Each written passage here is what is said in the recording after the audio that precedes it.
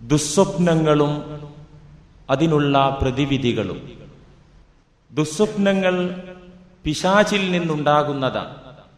മനുഷ്യന്റെ കഠിന ശത്രുവായ ഇബ്ലീസ് ലഅനത്തുല്ലാഹി അദുവും മുബീൻ എന്നാണ് ഖുർആൻ അവനെ കുറിച്ച് പറഞ്ഞിട്ടുള്ളത്. വളരെ വ്യക്തമായ ശത്രുവാണവൻ. അതുകൊണ്ട് തന്നെ മനുഷ്യരാശിയുടെ സമാധാനം തകർക്കാനും മനുഷ്യരെ വഴിപിഴപ്പിക്കാനും വേണ്ടി അവനെ കൊണ്ട് ചെയ്യാൻ കഴിയുന്നതൊക്കെ ചെയ്യും. ദുസ്വപ്നങ്ങളിലൂടെ മനുഷ്യന്റെ സമാധാനം തകർക്കുകയും അവനിൽ ഭീതി നിറക്കുകയും ചെയ്യാൻ വേണ്ടി ദുസ്വപ്നങ്ങൾ അവൻ പടച്ചുവിടും. നമുക്കറിയാവുന്നതുപോലെ തന്നെ സ്വപ്നം രണ്ടു തരമുണ്ട്. ഒന്ന് അർറുഇയ സ്വാലിഹത്തു, സത്യസന്ധമായ സ്വപ്നങ്ങൾ. നബിമാർക്കും സജ്ജനങ്ങൾക്കും ഉണ്ടാകുന്ന സ്വപ്നങ്ങൾ ഈ ഗണത്തിൽപ്പെടുന്നു. മറ്റൊന്ന് ദുസ്വപ്നങ്ങൾ.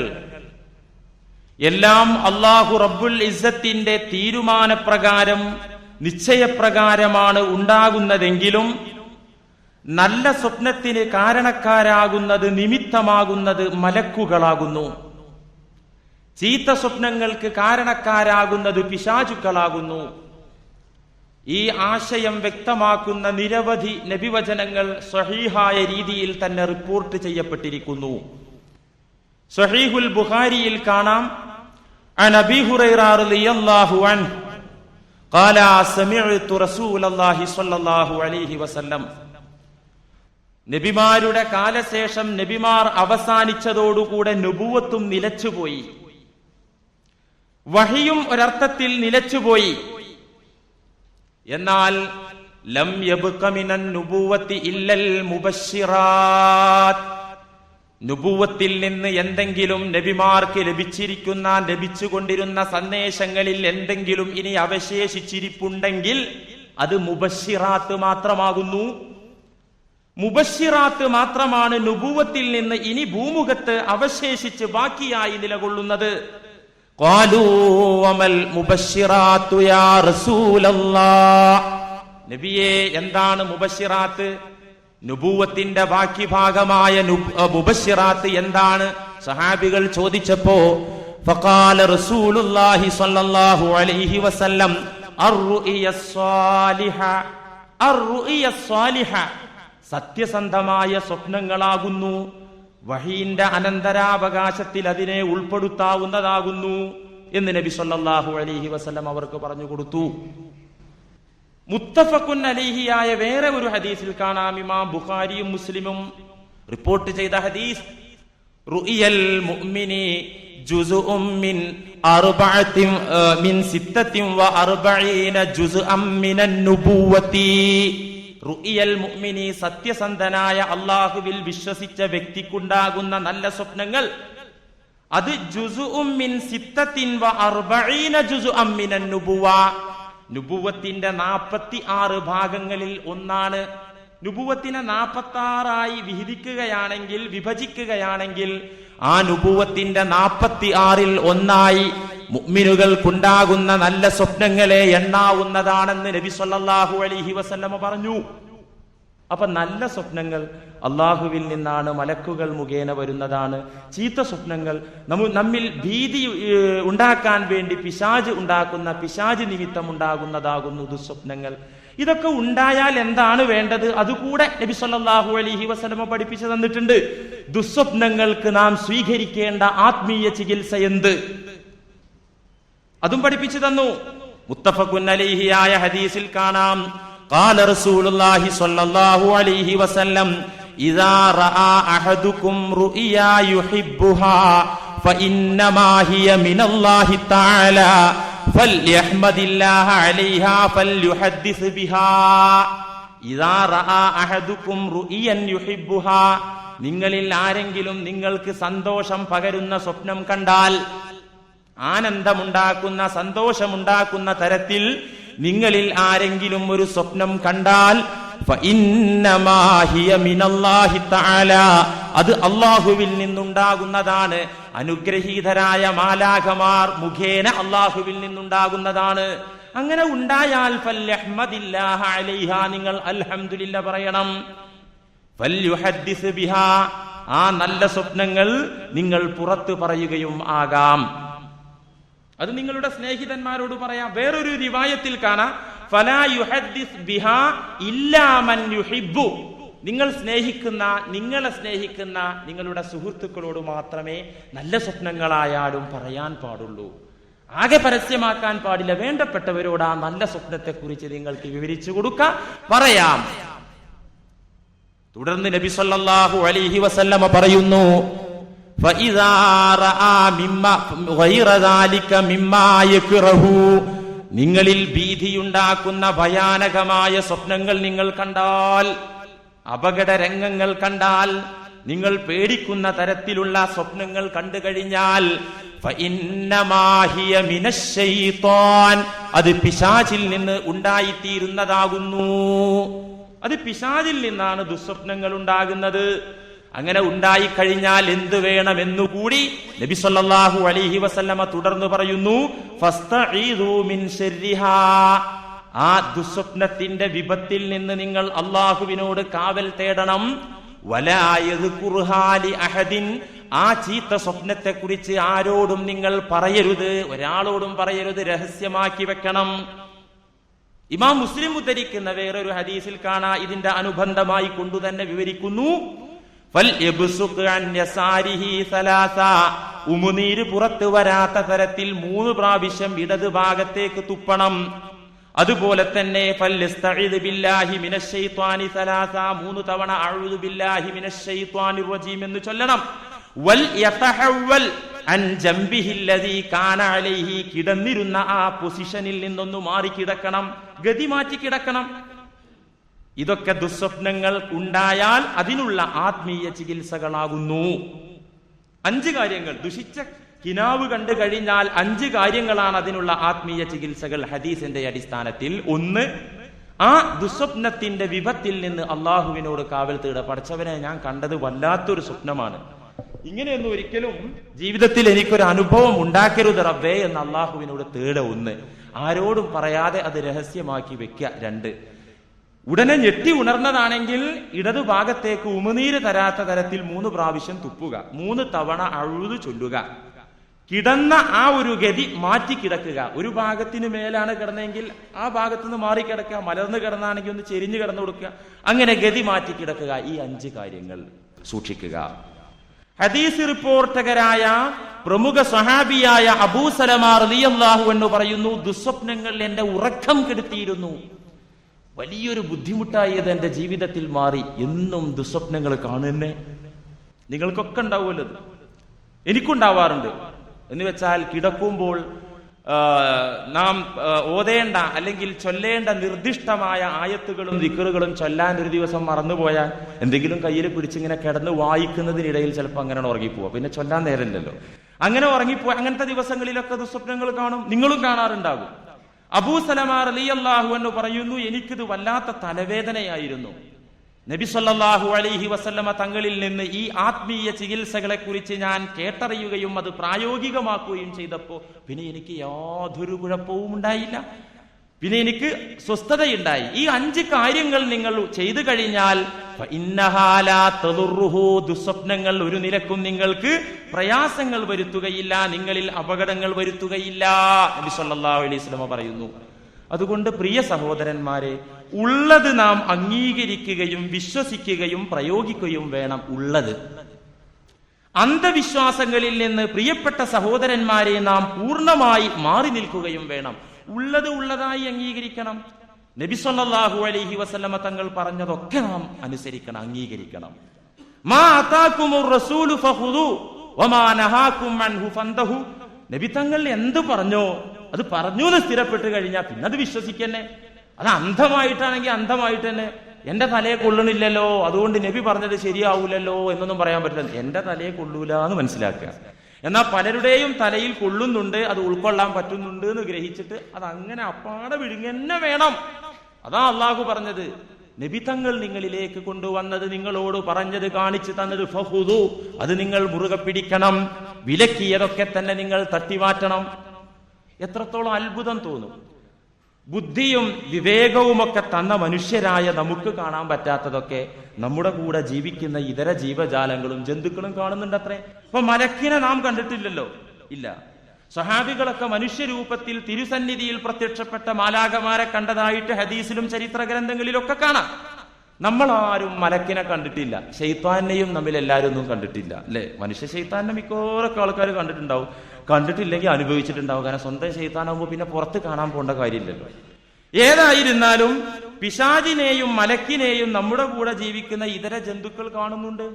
ഇമാം ബുഖാരി ഉദ്ധരിക്കുന്ന ഹദീസിൽ തന്നെ കാണാ ഖാല റസൂലുള്ളാഹി സ്വല്ലല്ലാഹു അലൈഹി വസല്ലം എന്ന് വെച്ചാൽ ഞാനിത് ഉദാഹരണമായി പറയുന്നത് പ്രസിദ്ധമായ ഹദീസുകൾ, സ്വഹീഹായി സ്ഥിരപ്പെട്ട് ലോക മുസ്ലിങ്ങൾ അംഗീകരിക്കുന്ന ഹദീസുകൾ.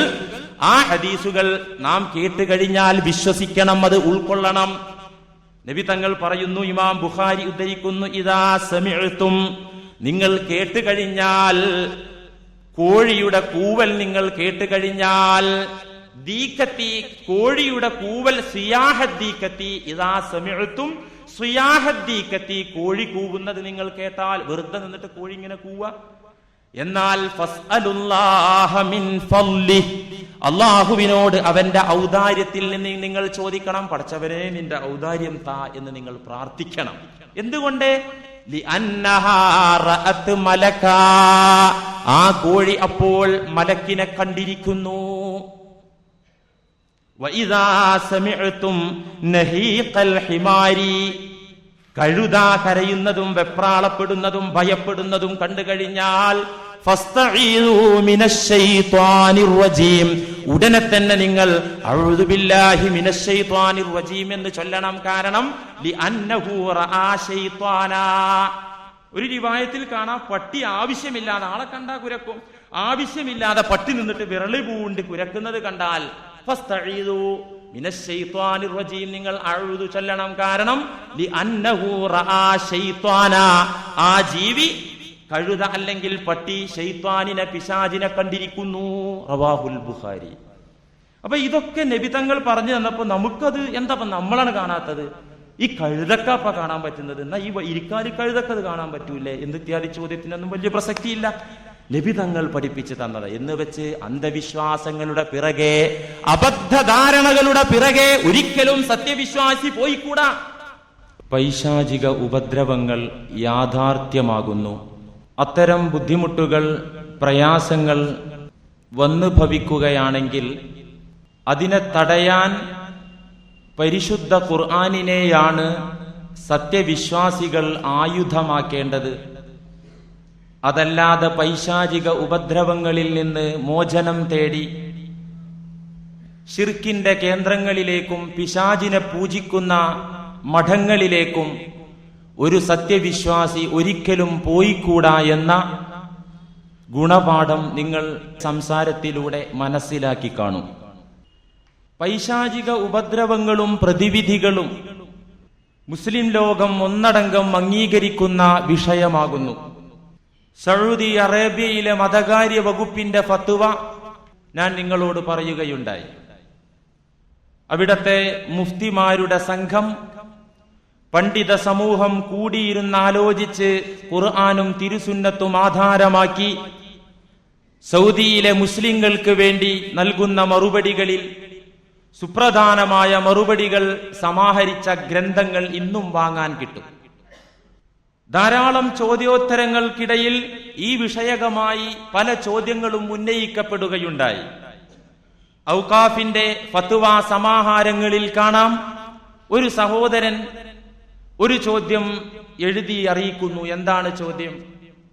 ധാരാളം നാളുകളായി എനിക്കൊരു തരം ബുദ്ധിമുട്ട്, പലവിധ മരുന്നുകളും കഴിച്ചെങ്കിലും ആ അസ്വാസ്ഥ്യത്തിൽ നിന്ന് മോചനം എനിക്ക് കിട്ടിയില്ല. അതുകൊണ്ട് തന്നെ ശാരീരിക മാനസിക വൈകല്യങ്ങൾ ആധുനിക യന്ത്രങ്ങളുടെ സഹായത്തോടെ പരിശോധിക്കുന്ന കേന്ദ്രങ്ങളിൽ നിരവധി തവണ ഞാൻ സന്ദർശിച്ചിട്ടും എനിക്കതിനെക്കുറിച്ചൊരു ഉത്തരം കിട്ടിയിട്ടില്ല. മരുന്നൊന്നും ഫലവത്തായിട്ടില്ല. എനിക്ക് തോന്നുന്നു ഇതൊരു പൈശാചിക ഉപദ്രവമാണെന്ന്. അതുകൊണ്ട് പണ്ഡിത സഭയോട് എനിക്ക് ചോദിക്കാനുള്ളത്, ഇതിൽ നിന്നുള്ള മോചനമാർഗം എന്തെന്നെനിക്ക് അറിയിച്ചു തരണം. ഔഖാഫിലെ പണ്ഡിതന്മാർ അതിന് കൊടുത്ത മറുപടി യംബഗി അൻ തക്സുറ മിൻ ദിക്രില്ലാഹി തആല ഇൻദൻ നൗം വഅൻ തഖറഅ ആയത്തുൽ കുർസി വസൂറത്തുൽ ഇഖ്ലാസി വൽ മുഅവ്വിദതൈനി. അതിനുള്ള പോംവഴി പരിശുദ്ധ ഖുർആൻ തന്നെയാകുന്നു. പരിശുദ്ധ ഖുർആൻ എല്ലാ അസ്വാസ്ഥ്യങ്ങൾക്കുമുള്ള മോചന മാർഗമാണല്ലോ, എല്ലാ രോഗങ്ങൾക്കുമുള്ള ശമനമാണല്ലോ. അതുകൊണ്ട് നിങ്ങളുടെ മാനസിക ബുദ്ധിമുട്ടുകളിൽ നിന്ന് നിങ്ങൾക്ക് രക്ഷപ്പെടാനുള്ള മാർഗം യംബഗി അൻ തക്സുറ മിൻ ദിക്രില്ലാഹി തആല ഇൻദൻ നൗം. രാത്രി ഉറങ്ങിയാൽ എണീറ്റ് നടക്കുക, ഉച്ചത്തിൽ പേടിച്ച് കരയുക, ഇത്തരം പ്രശ്നങ്ങൾക്കൊക്കെയുള്ള പ്രതിവിധി മരുന്ന് ആത്മീയ ചികിത്സ യംബഗി അൻ തക്സുറ മിൻ ദിക്രില്ലാഹി തആല ഇൻദൻ നൗം. നിങ്ങൾ ഉറങ്ങുന്നതിന്റെ മുമ്പ് ധാരാളം ദിക്റുകൾ അധികരിപ്പിക്കണം. മാത്രമല്ല വഅൻ തഖറഅ ആയത്തുൽ കുർസി, ആയത്തുൽ കുർസി ഓതണം. വൽ ഇഖ്ലാസ്, സൂറത്തുൽ ഇഖ്ലാസ്, ഖുൽ ഹുവല്ലാഹു ഓതണം. വൽ മുഅവ്വിദതൈനി, മുഅവ്വിദതൈനി പാരായണം ചെയ്യണം.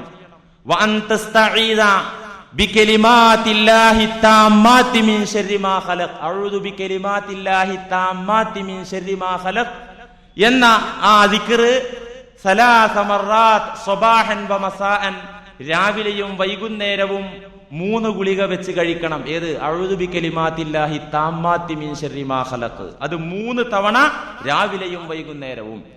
വബിസ്മില്ലാഹില്ലദീ ലാ യദുറു മഅസ്മിഹി ശൈഉൻ ഫിൽ അർളി വലാ ഫിസ് സമാഇ വഹുവസ് സമീഉൽ അലീം എന്ന ആ ദിക്റും 3 തവണ രാവിലെയും വൈകുന്നേരവും നിങ്ങൾ ചൊല്ലണം എന്നാകുന്നു അവിടുത്തെ പണ്ഡിത സഭ ആ സഹോദരന് നൽകിയ മറുപടി. അതുകൊണ്ട് പ്രിയപ്പെട്ടവരെ, പൈശാചിക ഉപദ്രവങ്ങളും അതിനുള്ള പ്രതിവിധികളും മുസ്ലിം ലോകം അംഗീകരിക്കുന്ന കാര്യമാകുന്നു. അതിനെല്ലാം തന്നെ ഖുർആനും ഹദീസും മരുന്ന് പറഞ്ഞു തരുന്നുണ്ട്. ഒരിക്കലും സത്യവിശ്വാസികൾ ശിർക്കിന്റെ കേന്ദ്രങ്ങളിലേക്ക് പോകരുത്.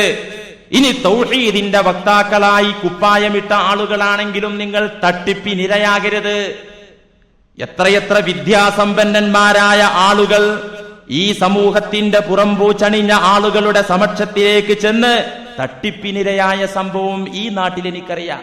സംഭവം ഓക്കെ ആക്കാം, നിങ്ങൾ ഈ പ്രശ്നത്തിൽ നിന്ന് പ്രതിവിധിയുണ്ട്, മോചനമാർഗമുണ്ട്. 5000 ചിലവാ. എന്താ 5000 ചെലവ്? 5000 രൂപ ചെലവ്. എന്തിന്? 2 കോഴിമുട്ട, പിന്നെ കുറച്ച് തകിട്, 1-2 കരിക്ക്. ഇതിനാ 5000 രൂപ ചെലവ്. ഈ രീതിയിൽ നിങ്ങൾ കബളിപ്പിക്കപ്പെടാതെ അള്ളാഹുവിന്റെ ഗ്രന്ഥവും പ്രവാചകരുടെ ഹദീസുകളും എന്താണ് പറയുന്നത്? അതുകൊണ്ട് ഇതൊന്നും ഇല്ലാന്ന് പറയണ്ട, ഇതുണ്ട്. ഉണ്ടെങ്കിൽ എന്താണ് അതിനുള്ള മാർഗം? ഇസ്ലാമികമായ മാർഗം, ഖുർആനിന്റെ മാർഗം, സുന്നത്തിന്റെ മാർഗം. അതാണ് നാം അവലംബിക്കേണ്ടത്. പറഞ്ഞല്ലോ, ഓരോ വീട്ടിലും പിശാചിന്റെ സാന്നിധ്യമുണ്ട്. ഹദീസ് കഴിഞ്ഞ ആഴ്ച നിങ്ങൾ കേട്ടില്ലേ? എല്ലാ വീട്ടിലും പിശാചുണ്ട്. എന്നാ പിന്നെ ആ പിശാചിനെ ഇറക്കി വിടാനുള്ള മാർഗം എന്താ? അതിനോ 4 മൂലയിൽ ഒരു കുപ്പി കുഴിച്ചിട്ട് തന്നെ അത് മറ്റേത് വീശിയിട്ട് ബാക്കി ഒഴിഞ്ഞ കുപ്പി ഉണ്ടാവുമല്ലോ, അതിലെന്തെങ്കിലും ഇട്ടിട്ട് 4 മൂലയിലും കുഴിച്ചിട്ടാ മതി. ഇതാണോ റസൂല് പറഞ്ഞത് സ്വല്ലല്ലാഹു അലൈഹി വസല്ലം? അല്ല, അതല്ല അതിനുള്ള പോംവഴി. നിങ്ങളുടെ വീടുകളിലുള്ള പിശാചിന്റെ സാന്നിധ്യം മാറ്റാൻ പ്രവാചക തിരുമേനി സ്വല്ലല്ലാഹു അലൈഹി വസല്ലമ പറഞ്ഞു, ലാ തജ്അലൂ ബുയൂതകും ഖുബൂറാ. ഇമാം ബുഖാരി ഉദ്ധരിക്കുന്ന ഹദീസ്. നിങ്ങളുടെ ഭവനങ്ങൾ നിങ്ങൾ ഖബറുകളാക്കരുത് എന്ന് വെച്ചാൽ പലതവണ പറഞ്ഞതാണത് ആ ഹദീസ്. നിങ്ങളുടെ വീടുകളെ നിങ്ങൾ ഖബറുകളാക്കരുത് എന്ന് വെച്ചാൽ വീട്ടിൽ മറവ് ചെയ്യരുത്. നേരർത്ഥം അങ്ങനെയല്ലേ? നിങ്ങളുടെ വീടുകളെ നിങ്ങൾ ഖബറുകളാക്കരുത് എന്ന് പറഞ്ഞാൽ വീട്ടിൽ മറവ് ചെയ്യരുത്, അങ്ങനെയാണോ? അതല്ല, അങ്ങനെയല്ല അതിന്റെ അർത്ഥം. ഒരിക്കലും അങ്ങനെയാകാൻ പാടില്ല. കാരണം വീടുകളിൽ മറവ് ചെയ്യാൻ പാടില്ല എന്ന നിയമമില്ല. നബി സല്ലല്ലാഹു അലൈഹി വസല്ലമ തങ്ങളെപ്പോലും അവിടുത്തെ വീട്ടിലല്ലേ മറവ് ചെയ്തത്? ഹുജറ ആയിഷ, മദീന പള്ളിയോട് ചേർന്ന പ്രവാചകരുടെ വീടുകളിൽ ഒരു വീട്ടിലല്ലേ, ഒരു റൂമിലല്ലേ നബി സല്ലല്ലാഹു അലൈഹി വസല്ലമ തങ്ങളെ മറവ് ചെയ്തത്? ലാ തജ്അലൂ ബുയൂതകും ഖുബൂറാ. ഖബർ എന്ന് പറയുന്നത് കേവലം താമസത്തിനു മാത്രം ഒരുക്കപ്പെട്ട ഭവനമാകുന്നു.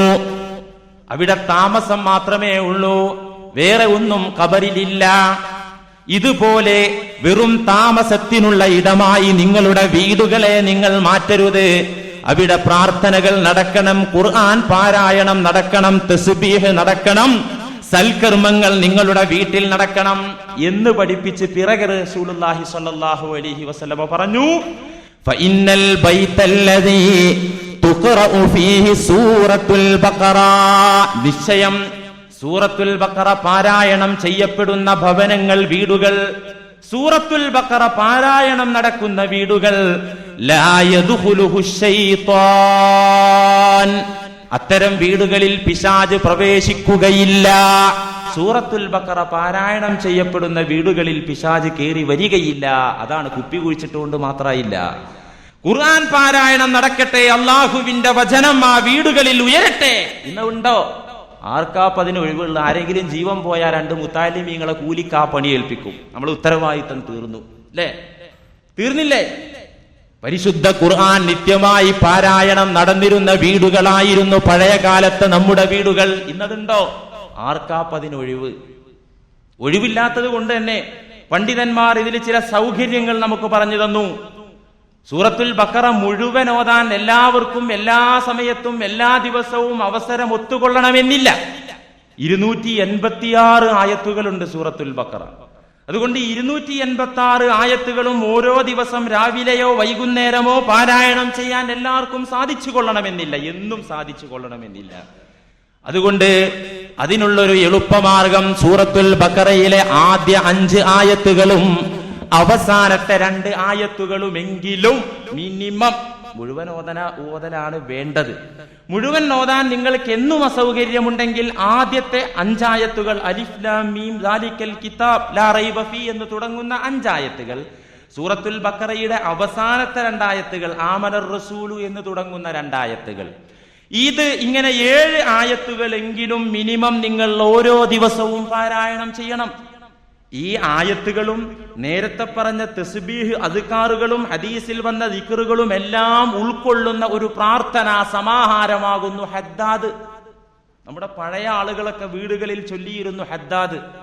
പഴയ ആളുകളൊക്കെ ഹദ്ദാദ് എന്ന ബിദ്അത്ത് ചൊല്ലി നരകത്തിലേക്ക് കടന്നു പോയത് നമ്മളൊക്കെ ഇവിടെ വെച്ച് തന്നെ നോക്കിക്കണ്ടതിനാൽ ആ പണി നമ്മളൊക്കെ മാറ്റിവെച്ചു. കാരണം ഹദ്ദാദ് റാത്തീബ് കടുത്ത ബിദ്അത്താ. പൂർവീകരൊക്കെ അത് ചൊല്ലി നരകത്ത് പോയത് നമ്മളൊക്കെ ഇവിടെ വെച്ച് കണ്ടു. അപ്പൊ ഇനി നമ്മൾ എന്തിനാ നരകത്ത് പോണത്? അതൊക്കെ ബിദ്അത്തല്ലേ? ഏത് ഹദ്ദാദ്? പരിശുദ്ധ ഖുർആനിലെ ആയാത്തുകളും ഹദീസിൽ വാരിദായിരിക്കുന്ന അദ്കാറുകളും, അതിന് പുറമെ ചില മഹാന്മാരുടെ ഹദറത്തിലേക്ക് എന്തോ ഓതുന്നുണ്ട്, ഫാത്തിഹ ഓതുന്നുണ്ട്. പഠിച്ചവനെ, ഇതിന്റെ സവാബ് അവർക്കും ഞങ്ങൾക്കും താ. ഇതിലെന്താ ശിർക്ക്? ഇതിലെന്താ ബിദ്അത്ത് വരുന്നത്? ഇത്രയേ ഉള്ളൂ. പിന്നെ ഉള്ളത് മുഴുവൻ പരിശുദ്ധ ഖുർആനിലും പ്രവാചകന്റെ ഹദീസുകളിലും വന്നിരിക്കുന്ന വാരിദായ അദ്കാറുകളാകുന്നു. ഇത് പഴയ ആളുകൾ ചൊല്ലിയിരുന്നു, അതിന്റെ ഗുണം അവർക്ക് കിട്ടിയിരുന്നു. അപ്പൊ നേരത്തെ പറഞ്ഞ ബിസ്മില്ലാഹില്ലദീ ലാ യദുറു മഅസ്മിഹി ശൈഉൻ ഫിൽ അർളി വലാ ഫിസ് സമാഇ വഹുവസ് സമീഉൽ അലീം, അല്ലാഹുവിന്റെ നാമം എവിടെയുണ്ടോ ആ നാമത്തോടുകൂടെ ആകാശത്ത് നിന്നോ ഭൂമിയിൽ നിന്നോ ഒരു ഉപദ്രവവും വരികയില്ല എന്നർത്ഥം വരുന്ന സുന്ദരമായ തസ്ബീഹ് ദിക്റുകൾ. ഇതൊക്കെ തന്നെ നാം പതിവാക്കുമ്പോ ഇത്തരം ഉസ്വാസുകളും അസ്വാസ്ഥ്യങ്ങളും നമുക്ക് വരാതെ നമുക്ക് രക്ഷപ്പെടാൻ സാധിക്കും. പ്രിയപ്പെട്ടവരെ, പഴയ ആളുകൾ പഠിപ്പിച്ചതും പറഞ്ഞതും ഒക്കെ വിഡ്ഢിത്തമാണ് എന്നാണ് പലരും മനസ്സിലാക്കിയത്. പഴയ ആളുകൾ പറഞ്ഞു തന്നതൊക്കെ അതൊക്കെ ഇല്ലാത്തതാണ്. കുറച്ചൊക്കെ ഉണ്ടാവും, കാളക്കൊമ്പത്താണ് ആകാശഭൂമികൾ നിൽക്കുന്നത് എന്ന ചില തമാശകളൊക്കെ ഉണ്ടാവും. ആ തമാശകൾ മാറ്റിവെച്ചാൽ പഴയ ആളുകൾ പറഞ്ഞു തന്നതൊക്കെ അബദ്ധമാണെന്ന് അങ്ങനെ പറയാൻ പറ്റൂ. ചില തമാശകൾ, ഇപ്പൊ നമ്മളും ചില തമാശയൊക്കെ പറഞ്ഞില്ലേ? അപ്പൊ ചില തമാശകൾ ഏതെങ്കിലും കിതാബിലൊക്കെ ചില ആളുകൾ എഴുതി വെച്ച തമാശകളൊക്കെ പറഞ്ഞു പഠിപ്പിച്ചിട്ടുണ്ടെങ്കിലും പഴയ ആളുകൾ പറഞ്ഞു തന്നതെല്ലാം അബദ്ധമാണെന്ന് പറയാൻ പറ്റൂല. ഇപ്പൊ എന്റെ നാട്ടിലൊക്കെ, എന്റെ വീട്ടിലൊക്കെ വയസ്സായ ആളുകൾ സന്ധ്യ മയങ്ങിയാൽ പറയും, ഇനി കുട്ടികളെ പുറത്തിറക്കരുത്, വീട്ടിലേക്ക് കയറ്റ്, വാതിലടക്ക്. ഇവിടെയുള്ള ആളുകൾ പറയാറുണ്ടോ എന്ന് എനിക്കറിയില്ല. കൊച്ചു കുട്ടികളെ സന്ധ്യ മയങ്ങിയാൽ പുറത്തു വിടാൻ പാടില്ല, ഉമ്മാമ്മമാരും പഴയ ആളുകളൊക്കെ പറയും. ഇതിൽ ശരിയുണ്ടോ? നിങ്ങൾ മനസ്സിലാക്കിയിട്ടുണ്ടോ? ഇതൊക്കെ പണ്ഡിതന്മാരുടെ പാതിരാ പ്രഭാഷണങ്ങളിലൂടെ, അന്നൊന്നും ഇന്നത്തെ പോലെ കേസറ്റുകളോ പ്രസിദ്ധീകരണങ്ങളോ ഇല്ലല്ലോ. രാത്രികളിൽ നടത്തുന്ന പ്രഭാഷണങ്ങൾ കിതാബ് കൊണ്ട് മുന്നിൽ വെച്ചിട്ട് ഉസ്താദുമാര് പറഞ്ഞു കൊടുക്കന്നെ. ഇത് കേട്ടത് കല്ലിൽ കൊത്തിവെച്ചതുപോലെ പഴയ ആളുകളുടെ മനസ്സിലുണ്ടായിരുന്നു. അങ്ങനെ അവർ പറയുന്നു, സന്ധ്യ മയങ്ങിക്കഴിഞ്ഞാൽ കുട്ടികളെ പുറത്തു വിടരുത്. അത് എവിടുന്നാ അവർക്ക് കിട്ടിയത്? ഇമാം ബുഖാരി ഉദ്ധരിക്കുന്ന ഹദീസിൽ കാണാം, നബി സല്ലല്ലാഹു അലൈഹി വസല്ലമ തങ്ങൾ പറയുന്നു, ഇദാ ജനഹൽ ലൈലു ഔ ഇദാ അംസൈതും, രാത്രി വന്നു കഴിഞ്ഞാൽ, സന്ധ്യയായി കഴിഞ്ഞാൽ, വൈകുന്നേരമായി കഴിഞ്ഞാൽ, ഇദാ ജനഹൽ ലൈലു, രാത്രിയുടെ ചിറക് വല്ല താഴ്ന്നു വന്നാൽ, രാത്രി തുടങ്ങിയാൽ, ഔ ഇദാ അംസൈതും, നിങ്ങൾ സന്ധ്യാസമയത്തായി കഴിഞ്ഞാൽ, കഫൂ സുബിയാനക്കും, നിങ്ങളുടെ കുട്ടികളെ നിങ്ങൾ വീട്ടിനകത്തേക്ക് വിളിച്ചു വരുത്തി വാതിലടക്കണം, അവരെ ബന്ധനത്തിലിടണം എന്ന് തന്നെ. വീട്ടിനകത്ത് അവരെ നിർത്തണം, പുറത്ത് വിടരുത്. എന്തുകൊണ്ട് സന്ധ്യ മയങ്ങിക്കഴിഞ്ഞാൽ ഇഴജന്തുക്കൾ ഉണ്ടാകാൻ ഇടയുണ്ട്. കുട്ടികൾക്ക് ബോധമില്ലല്ലോ, അതും ആകാം. നബി സല്ലല്ലാഹു അലൈഹി വസല്ലം പഠിപ്പിച്ചതിൽ പല അർത്ഥം ഉണ്ടാവും. നമ്മൾ കണ്ടതും കാണാത്തതുമായ നിരവധി സാധ്യതകൾ അതിനുണ്ടാകും. പക്ഷേ പ്രവാചകൻ എടുത്തു പറഞ്ഞത് ഇതിന്റെ കാരണം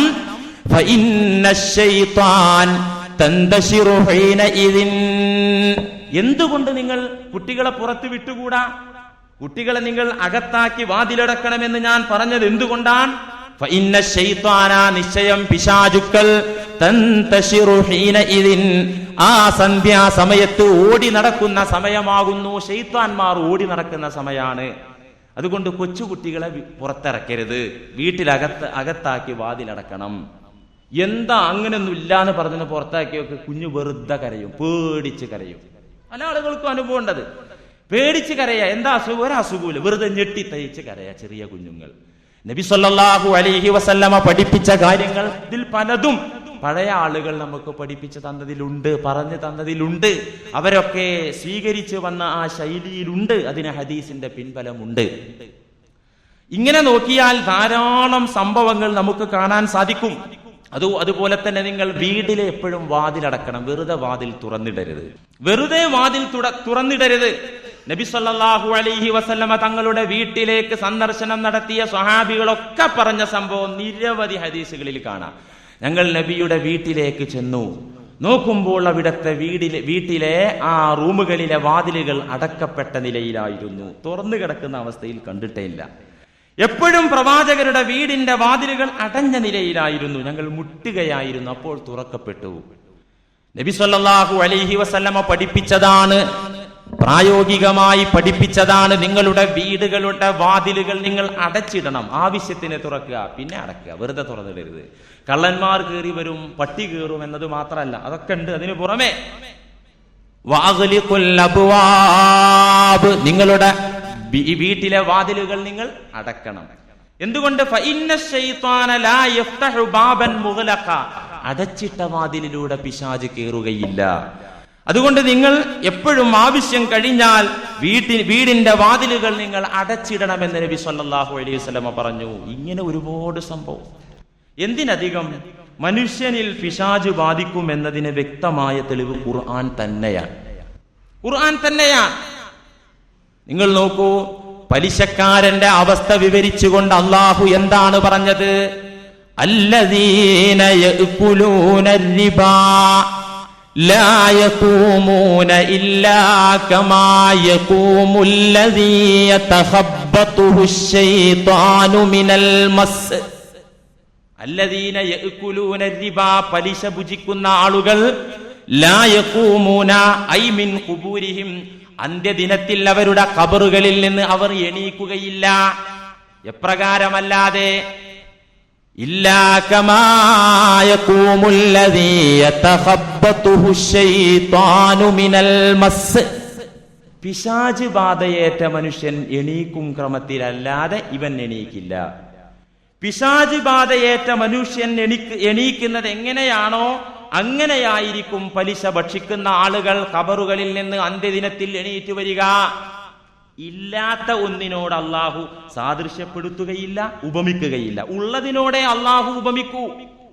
അറബികൾക്കൊരു വിശ്വാസമുണ്ടായിരുന്നു. ചില ഭ്രാന്തന്മാരെ കുറിച്ച് അവർ പറയും, ഇതാ ജിന്ന് ബാധിച്ച ആൾ, പിശാച് ബാധിച്ച ആൾ എന്ന് അറബികൾ പറയാറുണ്ടായിരുന്നു. അവരുടെ വിശ്വാസത്തിൽ അങ്ങനെയൊരു കാര്യമുണ്ടായിരുന്നു. ജിന്ന് ബാധിച്ചതാണ് അയാളുടെ ഭ്രാന്തിന്റെ കാരണം. അന്ന് അറേബ്യയിലുള്ള ചില ആളുകൾ പറയാറുണ്ടായിരുന്നു. ഇതിനെ സ്ഥിരീകരിച്ചുകൊണ്ട്, ഇതിന് അംഗീകാരം നൽകിക്കൊണ്ട്, അതിനെ വാസ്തവമാക്കിക്കൊണ്ട് ഖുർആൻ പറഞ്ഞു, നിങ്ങൾക്ക് പരിചയമുണ്ടല്ലോ, ജിന്ന് ബാധിച്ച മനുഷ്യന്റെ ഈ ലോകത്തെ അവസ്ഥ നിങ്ങൾക്കറിയുമല്ലോ. എന്താ അവസ്ഥ? എണീക്കാൻ പറ്റൂല. എണീറ്റ് നിന്നാൽ തന്നെ വീണുപോകും, കയ്യും കാലും തലയും നിലത്തിട്ടടിക്കും. ഇതൊക്കെ ജിന്ന് ബാധിച്ച മനുഷ്യന്റെ അവസ്ഥയാണ്. ഇതുപോലെയായിരിക്കും ഖബറുകളിൽ നിന്ന് ആഖിറത്തിലെ ഭ്രാന്തനായ പലിശക്കാരൻ എണീറ്റ് വരുന്നത്. അപ്പൊ ഉള്ള ഒന്നിനോടാണ് ഉപമിക്കുക. ഇപ്പൊ നമുക്കും അറിയാത്തൊരു കാര്യം പഠിപ്പിച്ചു തരുമ്പോ സാദൃശ്യപ്പെടുത്തി ഉദാഹരണ സഹിതം ഉപമപ്പെടുത്തി പറഞ്ഞു തരും. ഉപമപ്പെടുത്തി പറഞ്ഞു തരുമ്പോ മുശബ്ബഹ് ബിഹി, ഏതിനോടാണോ സാദൃശ്യപ്പെടുത്തുന്നത് ആ സാധനം നമുക്ക് പരിചയമുള്ള സാധനമാകണം അല്ലേ? പരിചയമില്ലാത്ത ഒന്നിനോട് ഉപമിക്കാൻ പറ്റുമോ? നമുക്ക് തിരിയില്ലല്ലോ. തിരിയാനും മനസ്സിലാകാനും കൂടുതൽ ഗ്രഹിക്കാനും വേണ്ടിയാണല്ലോ ഉപമ കൊണ്ട് പറയുന്നത്. അപ്പൊ അവർക്കൊക്കെ ഇതറിയാ. ഏതറിയാ? ജിന്ന് ബാധിച്ച മനുഷ്യൻ, പിശാച് ബാധയേറ്റ മനുഷ്യനെ കുറിച്ച് അവർക്കറിയാ. അങ്ങനത്തെ ആളുകൾ എണീക്കുന്നത് പോലെ ആയിരിക്കും പലിശ കഴിച്ച മനുഷ്യൻ ഖബറുകളിൽ നിന്ന് എണീക്കുക. അതിനെന്താ കാരണം? പലിശക്കാരൻ ഖബറിൽ നിന്ന് അങ്ങനെ എണീക്കാൻ കാരണം എന്താ? തഫ്സീറിൽ കാണാ, യകൂനു അഅലമ അഅലാഇഹി മിൻ ജസദിഹി ബത്നഹു. അവന്റെ ശരീരത്തിലെ ഏറ്റവും വലിയ സാധനം അവന്റെ വയറായിരിക്കും. അവന് താങ്ങിയാൽ പൊന്താത്ത വയറ്, വലിയ വയറ്. അവന് എടുത്താൽ പൊങ്ങാത്ത വയറ്. യകൂനു അഅലമ അഅലാഇഹി മിൻ ജസദിഹി ബത്നഹു. അവന്റെ തടിയേക്കാൾ വലിയ വയറായിരിക്കും അവന്. അപ്പൊ ആ വയറ് താങ്ങാൻ പറ്റാതെ എണീറ്റ് നിൽക്കുമ്പോൾ അവൻ മറിഞ്ഞു വീഴും. അങ്ങനെ കയ്യും കാലും തലയും ഇട്ടടിച്ചവൻ വീണ്ടും എണീക്കാൻ ശ്രമിക്കും, വീണ്ടും അവൻ വീഴും. ഈ അവസ്ഥ നിങ്ങൾ കണ്ടിട്ടുണ്ടല്ലോ. എവിടെ നിന്ന് കണ്ടിട്ടുണ്ട്? ജിന്ന് ബാധിച്ച, പിശാച് ബാധയേറ്റ മനുഷ്യനിൽ നിങ്ങൾ ധാരാളം കണ്ടിട്ടുണ്ടല്ലോ. ആ അവസ്ഥയായിരിക്കും പരലോകത്ത് പലിശക്കാരൻ എന്ന് പരിശുദ്ധ ഖുർആൻ. അപ്പൊ അതങ്ങനെ ഒരു സംഭവം ഉണ്ട് എന്ന് ഇതിൽ നിന്ന് നമുക്ക് മനസ്സിലാക്കാം. മാത്രമല്ല, പിശാച് ബാധയേറ്റ മനുഷ്യർക്കുണ്ടാകുന്ന അവസ്ഥകൾ മൻഹജുൽ ഖുർആൻ എന്ന ഗ്രന്ഥത്തിൽ കാണാം. ധാരാളം സംഭവങ്ങൾ നിങ്ങൾ ആലോചിച്ചു നോക്കൂ. പിശാച് പല രീതിയിലും മനുഷ്യനെ ഉപദ്രവിക്കും, പല രീതിയിലും മനുഷ്യനെ ക്ലേശിപ്പിക്കും എന്ന് പറഞ്ഞല്ലോ. എത്രത്തോളം എന്ന് വെച്ചാൽ, പഴയ ആളുകൾ വൈദ്യുതിയും വെളിച്ചവും ഒക്കെ വരുന്നതിന്റെ മുമ്പ് പഴയ ആളുകൾ പറഞ്ഞിരുന്നു, മനുഷ്യന് വഴി തെറ്റിക്കുന്ന പൊട്ടിപ്പിശാചുണ്ടായിരുന്നു. വഴി തെറ്റിക്കുന്ന, ഇപ്പൊ കരണ്ടൊക്കെ വന്നപ്പോ അവന്മാരെ എങ്ങോട്ടോ പോയി എന്നാ പറയുന്നത്. എന്തോ നമ്മളാരും കണ്ടിട്ടില്ലല്ലോ. ഏതായാലും അങ്ങനെ ഒരു സാധനം ഉണ്ടെങ്കിൽ തന്നെ അതിനും സാധ്യതയുണ്ട്. ഉമർ റളിയല്ലാഹു അൻഹുവിന്റെ ഖിലാഫത്ത് കാലത്ത് ഒരു മനുഷ്യനെ പിശാച് വഴി തെറ്റിച്ച് റാഞ്ചി കൊണ്ടുപോയ സംഭവം നിരവധി ഫിഖ്ഹ് ഗ്രന്ഥങ്ങളിൽ കാണാം. എന്താ സംഭവം എന്നറിയോ? ഒരു മസ്അലയുമായി ബന്ധപ്പെട്ട്, ഒരു വിഷയവുമായി ബന്ധപ്പെട്ടാണ് കർമ്മശാസ്ത്ര പണ്ഡിതന്മാർ ഈ ചരിത്രം ഉദ്ധരിച്ചിരിക്കുന്നത്. ഫുഖിദ റജുലുൻ ഫീ ഉമർ റളിയല്ലാഹു അൻഹു. ഉമർ റളിയല്ലാഹു അൻഹുവിന്റെ കാലത്ത് ഒരു മനുഷ്യനെ കാണാനില്ലാതെയായി. ഫജാഅത്തുഹു ഇംറഅത്തുഹു ഇലാ അമീരിൽ മുഅ്മിനീൻ ഉമർ ഇബ്നുൽ ഖത്താബ് റളിയല്ലാഹു അൻഹു. ആ കാണാനില്ലാത്ത മനുഷ്യന്റെ ഭാര്യ അമീറുൽ മുഅ്മിനീൻ ഉമറുൽ ഫാറൂഖ് റളിയല്ലാഹു അൻഹുവിന്റെ സന്നിധിയിലേക്ക് വന്ന് ഫഖാലത്ത് ലഹു ദാലിക, ഈ സംഭവം പറഞ്ഞു. തന്റെ ഭർത്താവിന്റെ തിരോധാനവും, ബഹുമാനപ്പെട്ട ഖലീഫ, ഞാൻ ഒരുപാട് നാൾ എന്റെ പ്രിയതമനെ കാത്തിരുന്നു, പക്ഷെ കണ്ടില്ല. ഇനി ഞാൻ എത്ര നാൾ അയാൾക്ക് വേണ്ടി കാത്തിരിക്കണം? നാഥനില്ലാതെ ബന്ധനത്തിലിട്ടവളായിട്ട് ഞാൻ എന്റെ ബാക്കി ജീവിതം തള്ളി നീക്കണോ, അതോ ഞാൻ വേറെ വല്ലതും ചെയ്യണോ? ഒരു പരിഹാരം പറഞ്ഞു തന്നാലും. ഇപ്പൊ ഭർത്താക്കന്മാരെ കാണാനില്ല, ജീവിച്ചിരിപ്പുണ്ടോ മരിച്ചുപോയോ ഒന്നും അറിയില്ലെങ്കിൽ അതിന് ഇസ്ലാമിൽ നിയമമുണ്ട്. ആ പെണ്ണ് എന്നും നാഥനില്ലാതെ അദ്ദേഹത്തെ കാത്തിരിക്കേണ്ട കാര്യമില്ല. ഫസ്ഖ് എന്ന ഒരു നിയമമുണ്ട് ഇസ്ലാമിൽ. നബി സല്ലല്ലാഹു അലൈഹി വസല്ലമ പഠിപ്പിച്ചു തന്ന നിയമമാണത്, ഫസ്ഖ്. ആ നിക്കാഹ് ബന്ധത്തെ ദുർബലമാക്കാനും ആ കെട്ടഴിക്കാനും പെണ്ണിന് ഇസ്ലാം സ്വാതന്ത്ര്യം നൽകി. പെണ്ണെ, നീ എക്കാലത്തും അയാളെ കാത്ത് വിശന്നുകൊണ്ട് പട്ടിണി കിടക്കേണ്ട കാര്യമില്ല. നിനക്കാ നിക്കാഹ് ബന്ധം മുറിച്ചുകൊണ്ട് വേറെ ഒരു വിവാഹം നിനക്ക് അന്വേഷിക്കാവുന്നതാണ്. ഇതാണ് ഫസ്ഖ്. ഈ ഫസ്ഖിന്റെ മസ്അല പറയുന്ന ഭാഗത്താണ് കർമ്മശാസ്ത്ര പണ്ഡിതന്മാർ ഈ ചരിത്രം വിവരിച്ചിരിക്കുന്നത്. എന്തിനു പറയുന്നു? ഇദ്ദേഹത്തെ കാണാനില്ല. ഈ തിരോധാന കഥ അമീറുൽ മുഅ്മിനീന്റെ മുന്നിൽ വന്ന് സങ്കടത്തോടു കൂടെ ആ പെണ്ണ് പറഞ്ഞപ്പോ ഉമർ റളിയല്ലാഹു അൻഹു ആ പെണ്ണിനോട് പറഞ്ഞു, ഇന്തലിഖി തറബ്ബിസി 4 സിനീൻ. ഏതായാലും ആയല്ലോ, ഒരു 4 കൊല്ലം കൂടെ കാത്തിരിക്കും, നീ തിരിച്ചു പോ. 4 കൊല്ലത്തിനിടക്ക് നിന്റെ ഭർത്താവ് വന്നില്ലെങ്കിൽ, നിന്റെ സംരക്ഷണം അയാൾ ഏറ്റെടുത്തിട്ടില്ലെങ്കിൽ, അപ്പോൾ നമുക്ക് ഭാവി കാര്യം ചിന്തിക്കാം. ഇപ്പോൾ നീ പൊക്കോ, 4 വർഷം കഴിഞ്ഞു വാ. 4 വർഷം കഴിഞ്ഞു. അവളുടെ പ്രിയതമനെ അപ്പോഴും കാണാനില്ല. ജീവിച്ചിരിപ്പുണ്ടോ മരിച്ചുപോയോ ഒന്നും അറിയില്ല.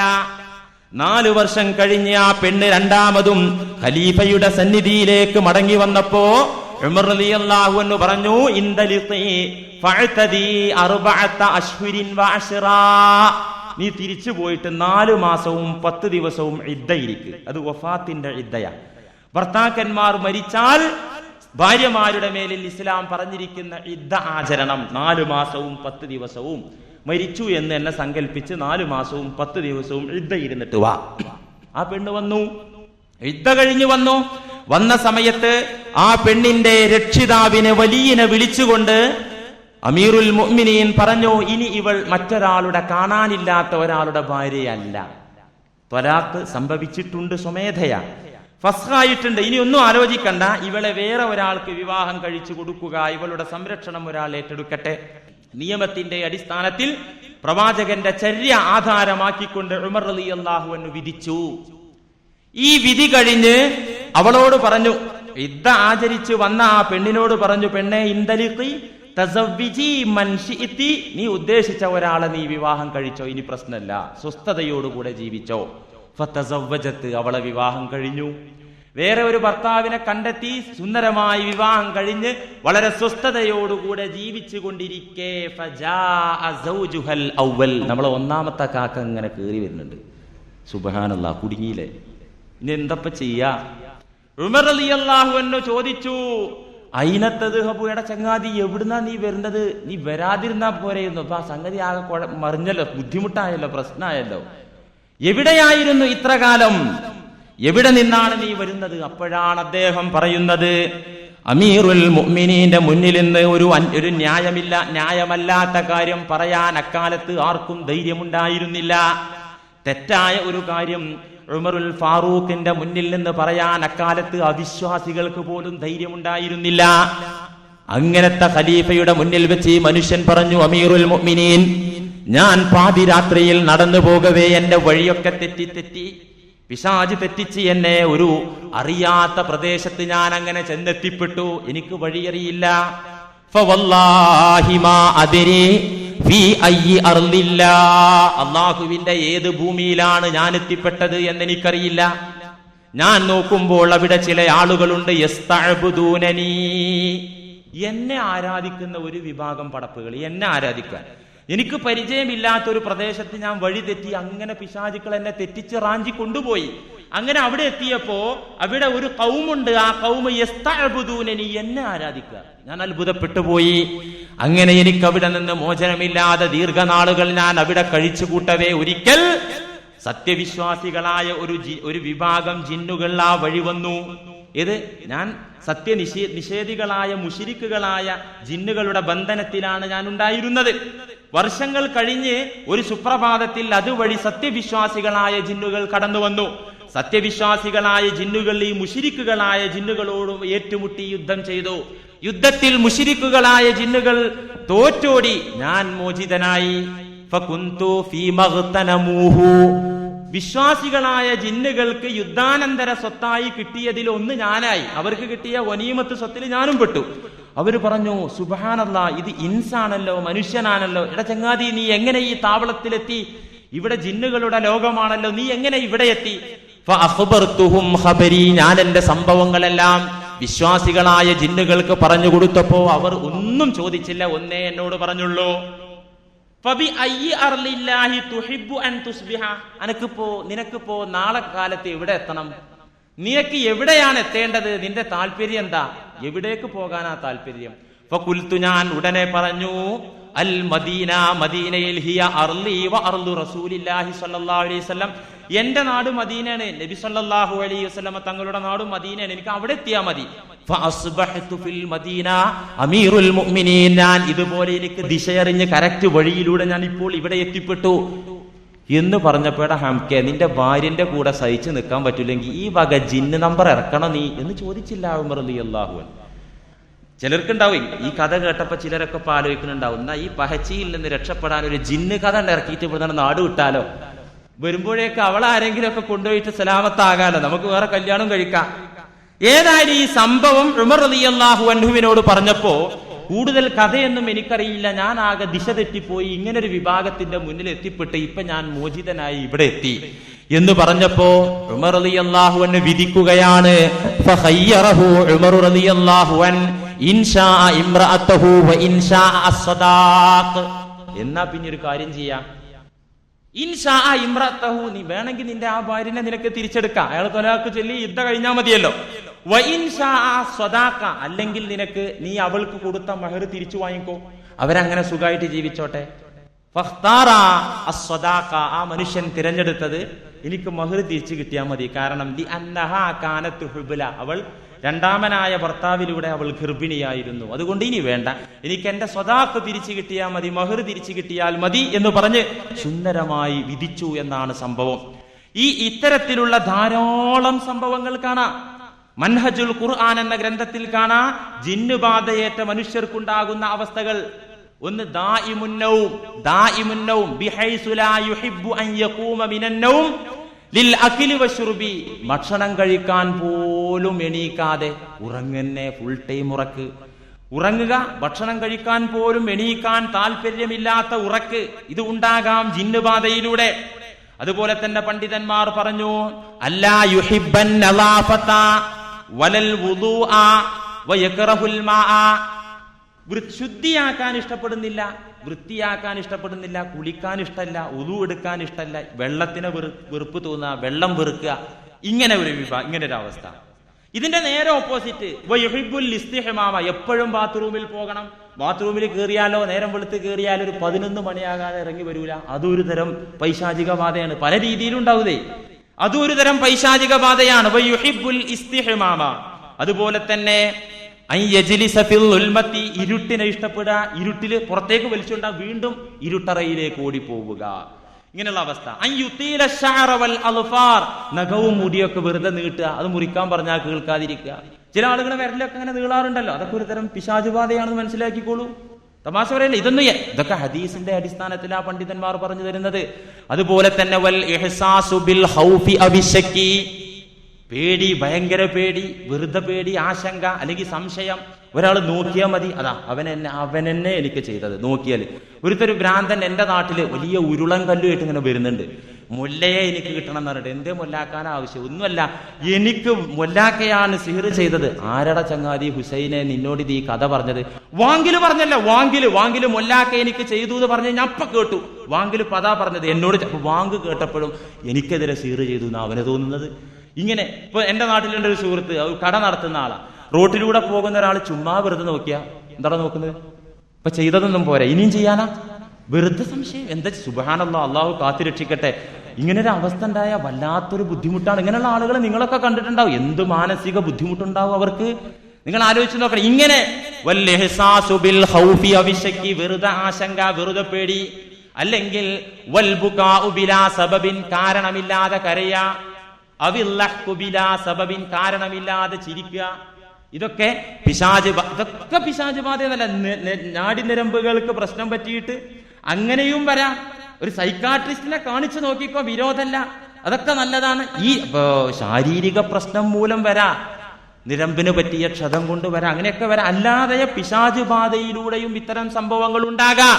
അതുപോലെ തന്നെ ചില രൂപങ്ങൾ കാണുക. നടക്കുന്നിടത്തൊക്കെ എന്റെ പിറകിലൊരാളുണ്ട് തോന്നുന്നെ, നോക്കിയാ കാണൂല, എന്നാ ചിലപ്പോ ഇങ്ങനെ ഉണ്ട് എന്നിങ്ങനെ തോന്നും.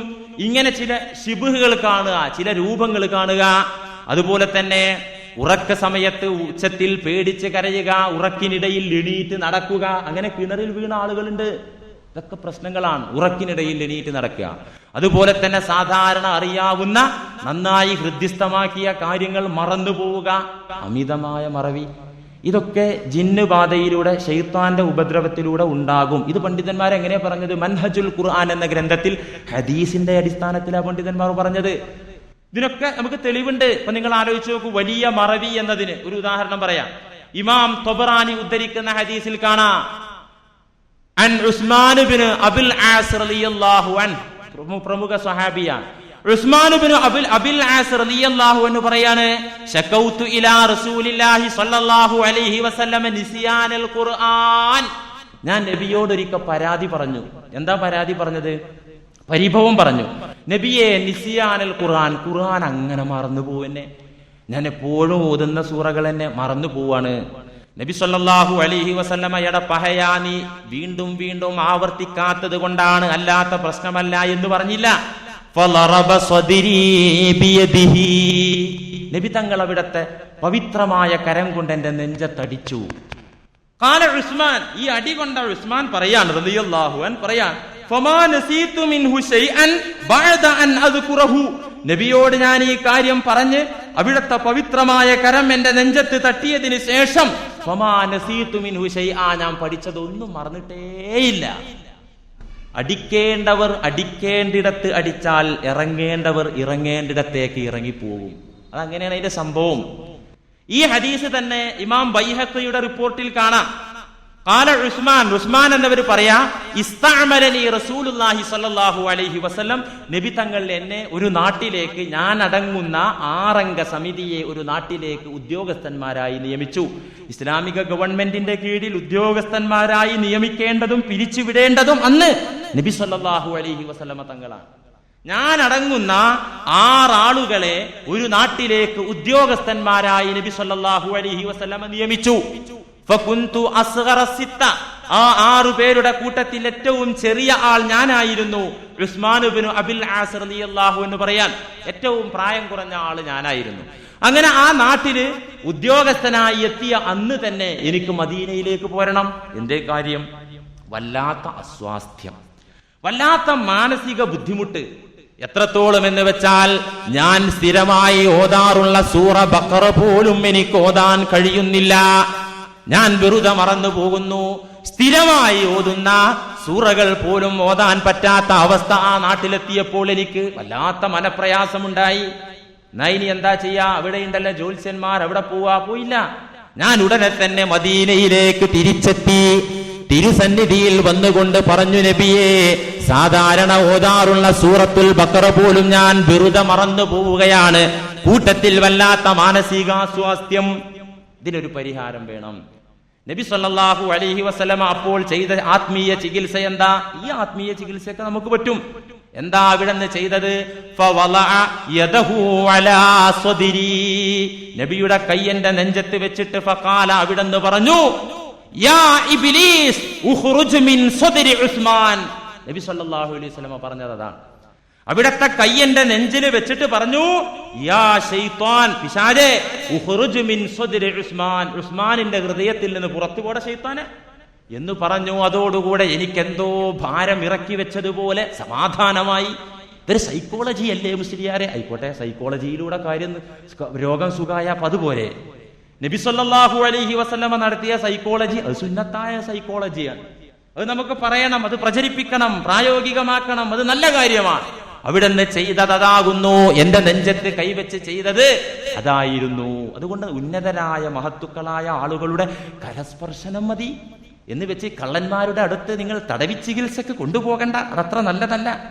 അല്ല, പറയുമ്പോ അതും വേണം പറയാ. പലയിടത്തും തടവി ചികിത്സ നടത്തി പല പ്രശ്നങ്ങളുണ്ടായി, അടിപിടി ഹലാക്കൊക്കെ ഉണ്ടായി. ഇത് മനസ്സിലാക്കുമ്പോൾ നല്ലതും ചീത്തയും ഞാൻ പറയും. ഞാൻ ആദ്യമേ പറഞ്ഞല്ലോ, 95% കള്ളത്തരവും തട്ടിപ്പുക. ഇതിൽ നിന്ന് 5 മുത്ത്, ഇതിൽ നിന്നുള്ള മുത്തുണ്ടല്ലോ തങ്കം, ആ തങ്കം കലർപ്പെല്ലാം മാറ്റിങ്ങിട്ട് എടുക്കണം. നമ്മള് അതെടുക്കണം. ഖുർആൻ ആധാരമാക്കി അതിന്റെ മാറ്റി നോക്കിയിട്ട് എടുക്കണം. നല്ലത് നമ്മൾ എടുക്കണം. ഒരുപാട് സംഭവം ഹദീസിൽ കാണാം. ഇമാം ഹാക്കിം ഉദ്ധരിച്ചൊരു ഹദീസ് കേട്ടോളൂ. നബി സല്ലല്ലാഹു അലൈഹി വസല്ലമ നടത്തിയ ആത്മീയ ചികിത്സകൾ നമുക്ക് നടത്താം, അതിന് തെറ്റില്ല. ഒരു സഹാബിയാണ് യഅല. അദ്ദേഹം പറയാ, സാഫർതു മഅ റസൂലില്ലാഹി സല്ലല്ലാഹു അലൈഹി വസല്ലം, ഞാൻ ഒരിക്കൽ നബിയോടുകൂടെ ഒരു യാത്ര ചെയ്തുകൊണ്ടിരിക്കുകയാണ്. ഇങ്ങനെ യാത്ര ചെയ്തുകൊണ്ടിരിക്കെ യാത്രാമധ്യേ ഫജാഅതുഹു ഇംറഅത്തുൻ, വഴിവക്കിൽ ഒരു സ്ത്രീ അതിന്റെ കുഞ്ഞിനെയും എടുത്തുകൊണ്ട് വഴിയിൽ വന്നു. നബിയുടെ അടുത്തേക്ക് ഓടി വന്നു. എന്നിട്ട് പറഞ്ഞു, യാ റസൂലല്ലാഹ്, ഇന്ന ബിനി ഹാദാ, അങ്ങ് ഈ കാണുന്ന ഈ കുഞ്ഞുണ്ടല്ലോ, ഇത് എന്റെ കുട്ടിയാണ്. ഇവൻ ഒരു തരം പൈശാചിക രോഗമുണ്ട്, 7 വർഷമായി തുടങ്ങിയിട്ട്. യഅഖുദുഹു കുല്ല യൗമിൻ മർറത്തൈനി യാ റസൂലല്ലാഹ്, ഓരോ ദിവസവും 2 തവണയെങ്കിലും ഇവൻ നിലം പതിച്ചുകൊണ്ട് കിടന്നുരുളും നബിയെ. ശാരീരികമായി ഒരു കുഴപ്പവും ഇവന് കണ്ടിട്ടില്ല, ഒരു പ്രശ്നവുമില്ല. ഭക്ഷണം ഇവൻ കഴിക്കും, നല്ല ആരോഗ്യമുണ്ട്, ചുറുചുറുക്കുണ്ട്, എല്ലാം ഓക്കെ.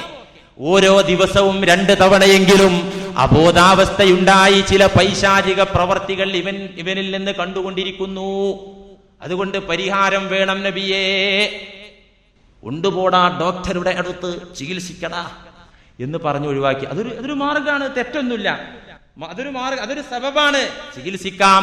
അതുപോലെ തന്നെ നബി എന്താണ് ആ സമയത്ത് ചെയ്തത്? പ്രവാചകർ ആ സ്ത്രീയോട് പറഞ്ഞു, ഉദുനീഹി, ആ കുട്ടിയെ ഇങ്ങോട്ട് അടുത്തേക്ക് കൊണ്ടുവരൂ. ഒട്ടകപ്പുറത്താ നബി സല്ലല്ലാഹു അലൈഹി വസല്ലമ തങ്ങളും അതുപോലെ തന്നെ യഅല ഇബ്നു മുർറ റളിയല്ലാഹു അൻഹു റദീഫായി സഹയാത്രികനായി കൂടെയുണ്ട്. പ്രവാചകർ പറഞ്ഞു ഈ സ്ത്രീയോട്, ഉദുനീഹി, ഇങ്ങോട്ട് അടുത്തേക്ക് കൊണ്ടുപോവാ മോനെ, കൊണ്ടുപോവാ.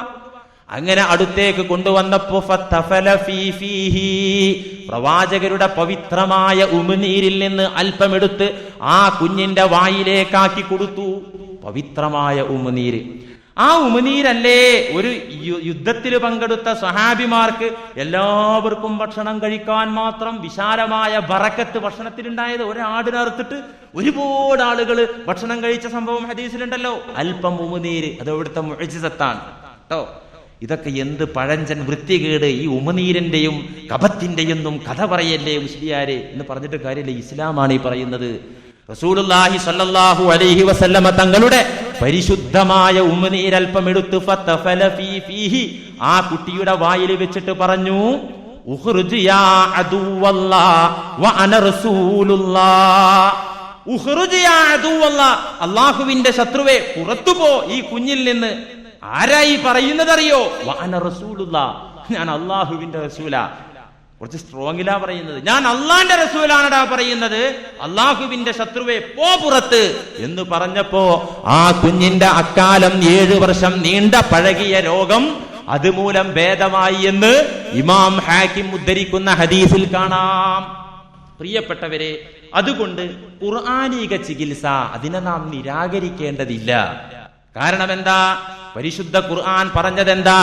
വനുനസ്സിലു മിനൽ ഖുർആനി മാ ഹുവ ശിഫാ. സൂറത്തുൽ ഇസ്രായിൽ കാണാ, വഖുൽ ജാഅൽ ഹഖ് വസഹഖൽ ബാതിൽ ഇന്നൽ ബാതില കാന സഹൂഖാ. ജാഅൽ ഹഖ്, സത്യം വന്നു, വസഹഖൽ ബാതിൽ, എല്ലാ ബാതിലുകളും പോയിക്കൊണ്ടിരിക്കുകയാണ്, തകർന്നുകൊണ്ടിരിക്കുകയാണ്. അപ്പൊ സിഹർ എന്ന് പറയുന്നത് ബാത്തിലാണ്. ജ്യോത്സ്യന്മാരെ സമീപിക്കൽ അത് ബാത്തിലാകുന്നു, അത് തിന്മയാകുന്നു, തെറ്റാകുന്നു.